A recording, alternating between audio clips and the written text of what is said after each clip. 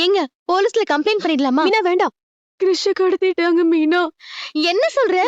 அத்தை சொல்லிதான் இதெல்லாம் பண்ணாங்களா? நினைச்சேன். வேற ஒருத்தன் பண்ணிருக்கான். யாரு? அவனுக்கு என்ன பத்தின எல்லா உண்மையுமே தெரியும். கிருஷ் ஏன் பையன் தானே அவனுக்கு தெரியும்.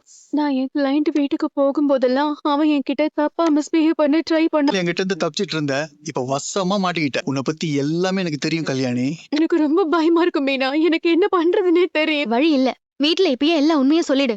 இப்ப நான் சொன்னா ஆண்டி என்ன வீட்டை விட்டே விரட்டிடுவாங்க. சிந்தாமணி எதுவும் பண்ணலப்பா. நானும் சொன்னேன், என்னை யார் நம்புறாங்க? அந்த பிஏ மனோஜ் கிட்ட உண்மையெல்லாம் சொல்லிட மாட்டானா? என்ன பத்தின உண்மை எப்படியாவது வீட்டுக்கு தெரிஞ்சிடணும்னு நினைக்கிறீங்கல்ல? இந்த மாதிரி சிச்சுவேஷன்ல கூட இப்படி பண்ணுவீங்களா மீனா? காக அப்படியே போகட்டும்னு விட சொல்றீங்களா? அவனுக்கு என்ன ஆச்சுன்னு ஒரு சின்ன பயம் கூட இல்லையா உங்களுக்கு?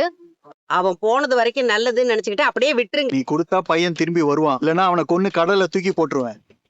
வலிக்குது என்ன விட்டுருங்க. நான் எதுக்கு அவனுக்கு பணம் கொடுக்கணும்? சும்மா பேசாத. நான் சொல்றது மட்டும் அவன்கிட்ட சொல்லு. அந்த பையனை கடத்தி வச்சுக்கிட்டு உன்கிட்ட எதுக்குடா பணம் கேக்குறான்? அவன் என்ன ஓம் புள்ளையா? போலீஸ்ல வேணா கம்ப்ளைண்ட் கொடுத்துடலாமா? ஐயோ அங்கிள் வேண்டாம் அங்கிள். ஓ கொன்னா கொல்லட்டுமே, நமக்கு என்ன?